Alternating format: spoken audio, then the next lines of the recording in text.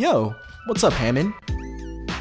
What's up, guys? My name is Grave, and welcome to Overwatch University, where you come to learn more about the game and climb the ranks like it's a game of snakes and ladders.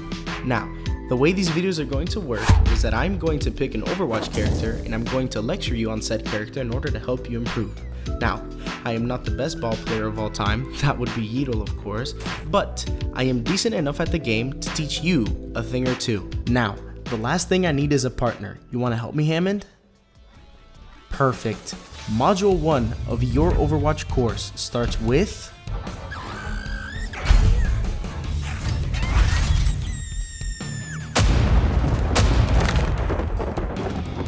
beginning with lecture number 1, Hammond's Pile Driver.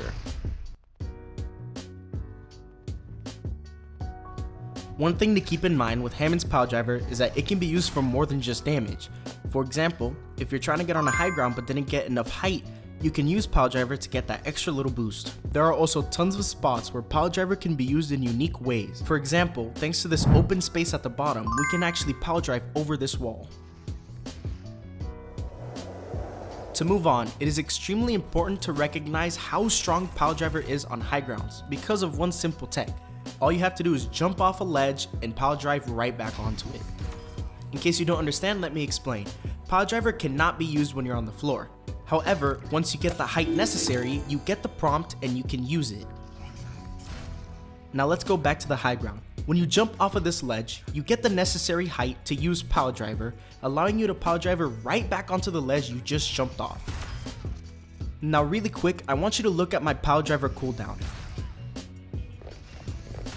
If you notice, it looks like I'm using Pile Driver the exact frame the game allows me to use it. That is thanks to one simple tech. I am sure you have been in this situation before. You want to use Pile Driver, but the prompt is too short and you cannot time it. But by holding down the Pile Driver cooldown, you will use it the second you can. Moving on, let's talk about Wrecking Ball's ultimate, Minefield. He shoots out some mines, each one does 165 damage, they have about 60 health and last for about 20 seconds. It's not that bad of an ultimate, but there's a very simple way to make these way stronger. We can do that by preventing the enemy from escaping by using Pile Driver. By using Pile Driver right after you use your mines, you knock enemies up, making it way harder to escape your minefield. Yet there is still a way to make his ultimate even a little bit better. If you do a 180 Pile Driver after you use mines, you will land right in the middle of your ultimate. This is important to know because when Hammond uses Slam, not only does he knock enemies up, but also at an arc towards him. Now that we have gone over the basics of Wrecking Ball and how to use his abilities efficiently, let's move over to a more advanced lecture. Lecture number 2, Positioning and Game Sense. Ball is an extremely mobile character. He can get from one side of the map to the other in seconds. As a ball player, you need to not only recognize, but also use this. Ball's mobility is the #1 thing that's going to help you play how you need to play. With that being said, a ball player that is constantly attacking the same angles and not using Ball's mobility to their advantage is a bad player. Instead, you should use Ball's mobility to move around the map, constantly finding new angles to attack from and remaining as unpredictable as possible.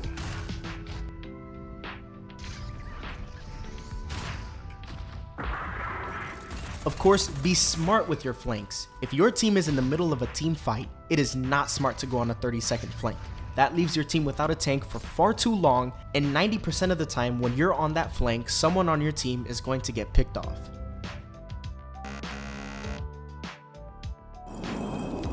Instead, if your team is already in a fight, your flanks should be short and sweet. Try your best to stay active from as many angles as you can, but make sure your pressure as a tank does not disappear. Next, let's talk about a part of Wrecking Ball's kit that is very important and very often overlooked. When we go into Wrecking Ball's ball form, we get put into third person, which allows us to peek around corners and gather information for ourselves and our team without having to worry about being seen. This is a very important part of your setup because it helps you determine whether to go in for a soft dive or a hard dive. Now really quick, let me explain to you the difference between a soft dive and a hard dive. Let's say your team is down a player, or maybe it's very early on in the fight and you do not want to spend too much time in their team because you might die. You're going to go in for a soft dive, meaning in and out, really quick, get your ult charge and back to safety. On the other hand, let's say it's the middle of the team fight, or perhaps your team got a pick. You're going to go in for a hard dive. In a hard dive, you invest more time, abilities, and health into securing kills. But Grave, every time I invest abilities and flank like you tell me to, I just end up dying every single time because my support can't keep up with me. Thanks for reminding me. I cannot emphasize this enough. Health packs. If you're playing Wrecking Ball the right way, these health packs are going to end up healing you more than your actual supports. Whether you're a veteran ball player or a brand new ball player, you need to know where every single health pack is on every single map. If you're doing your soft and hard dives when appropriate, you should not be dying too often. However, if you notice that you are dying a lot, you need to recognize when you should disengage and find yourself some health packs. To move on, let's talk about the easiest way ball can make space, by baiting. If you contest point or the enemy backline, the enemy front line has no choice but to come contest you. And if they do that, they took your bait and now your team has a bunch of new space. But Grave, every time I go on these flanks like you tell me to, or I try to bait point, my team doesn't have a tank and they all die to the enemy soldier. Then guess what? When you go on your flanks, that Sojourn is now your #1 enemy. If there is anybody on the enemy team that is preventing you from playing how you should, they are your #1 enemy. You need to contest these people to make sure you can play how you need to. In this example, an enemy Sojourn is preventing me from flanking because when I do, she kills everybody, so I need to target her. The last thing I want to talk to you about in this lecture is forcing abilities, more specifically support abilities. For example, let's say you dive this Baptiste. He is forced to use Immortat or Shift, unless he plans on dying of course, but after you return to safety, your team can enter into the next fight with a slight advantage because that Baptiste is down an ability or two that he could have used to save himself or teammates during the fight. One thing to know about Ball is that he can do everything, so if you're still losing, find what's going on and practice. Moving on to our third lecture, I'm going to use this little paint app because I feel like it's going to be the easiest way to help you understand. Lecture number 3, mine usage. To make it easier to understand what I'm trying to explain, let me draw out what an enemy team's positioning should roughly be looking like. In this red area is where both teams are colliding. It's going to consist of close range DPS and most importantly, tanks. In this orange area, a little bit further back, is mainly where the DPS are going to be playing. And in this green spot is considered the backline, so it's gonna have supports.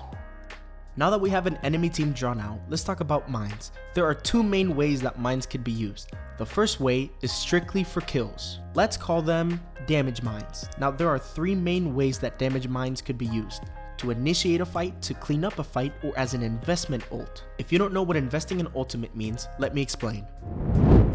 Let's say you and your team are in a fight and everything's going great until your Hanzo dies. Now that you're down a player, you think to yourself, there is a chance that we could still win this because I still have nano boost.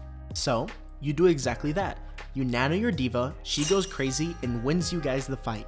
That's what it means to invest in ultimate. Now let's talk about where you should position your damage mines.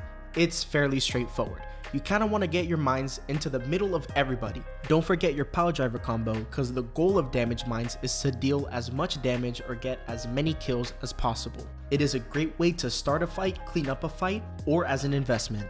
Now let's talk about the second way mines could be used. They could be used for zoning. Before I explain how to position your zoning mines, let's draw out your team. Here in the orange line, because it's kind of replacing you, is going to be your DPS. You're occasionally going to be in the front line, but not a lot, so let's take you out of there for now. And in this green line in the back is going to be your supports. Let's say your team is feeling a lot of pressure and the space you have made is at risk of being taken. In that case, you're going to want to use your mines near your team and at the beginning of their team. The purpose of placing your mines here is that it zones the enemy team away from yours. This gives your team a safe space to play and it prevents the enemy team from pushing up. Now let me explain the best way you as a ball player can play off these mines. If you can find a safe way behind their team, the best thing you can do is roll through their team, which could potentially boop somebody into your mines, or at the very least get them out of position, securing the kill. On the other hand, let me explain the second way you can use zoning mines. Alternatively, let's say your team got a pick or your team is applying the pressure. You're going to want to pop mines behind theirs. These mines will pin the enemy team and not let them escape, or at the very least split them up.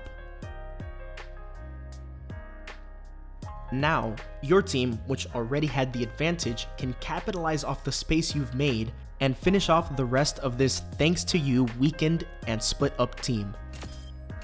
Now that you understand how mines work and where to position them, let's move over to the last lecture, which is probably the funnest yet toughest. This is the lecture that will bring you from a good ball player to a great ball player. Lecture number 4, techs. Wrecking Ball is a very tech-heavy character, which makes his skill ceiling extremely high. In this lecture, let's go over some techs you can learn on Ball to really level up your gameplay, starting with a very useful tech, wall jump. By simply approaching a wall at an angle and pressing space right before you hit the wall, Ball gets a big boost up, allowing him to use Pile Driver without grapple. Wall jump is especially easy on slanted walls and corners, like this one on Lijiang that if comboed with Pile Driver lets you get on this high ground. Once you get here, you can third-person peek, gather intel, and prepare for a boop. This next tech is very underrated, Crab Form Momentum Stop. Even if you're in Fireball, if you go into your crab form, you will suddenly stop. This is especially good if you're going too fast and there's a chance you could roll off the map. Moving on to a tech that has just recently been made possible thanks to the rework of his grapple, Grapple Retract Pile Driver. By simply grappling the roof and retracting, you can get the height necessary for Pile Driver really quick. If there isn't a roof where you're fighting, it could also be used on a wall. If you jump, let go of space, then press space again.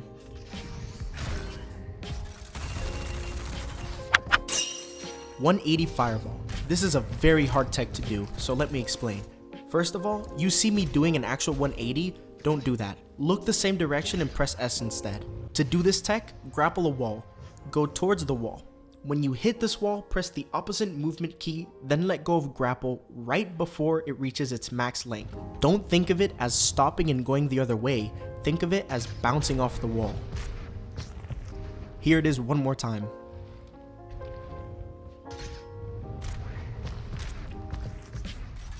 This is especially good if you're in the middle of a fight and you run out of ammo, so you want to hit somebody with the fireball twice, doing a total of 120 damage.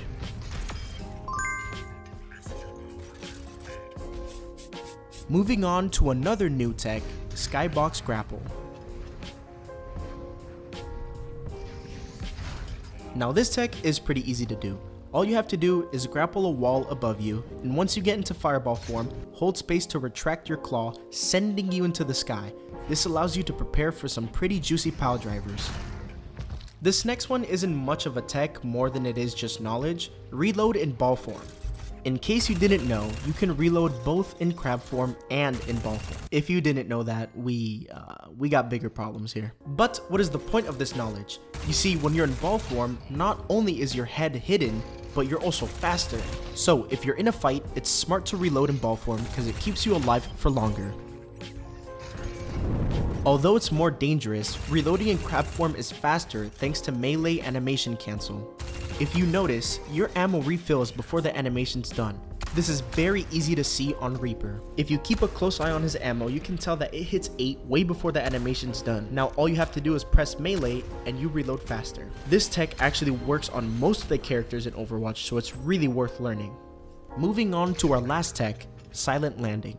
Let's say you're preparing for a boop, you see a bunch of people, but when you go for it, everybody heard your loud ass. However, by learning this tech, you can jump off and make barely any noise at all.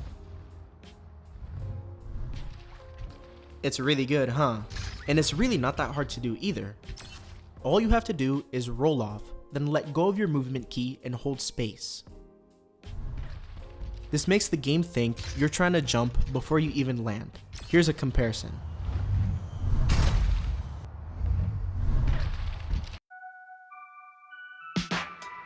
This video took a very long time to make, but I think it was totally worth it. I am halfway towards my goal of 1,000 subscribers, and I have something fun planned for when I get there. Thanks again for watching, I love you all, and who should I do next?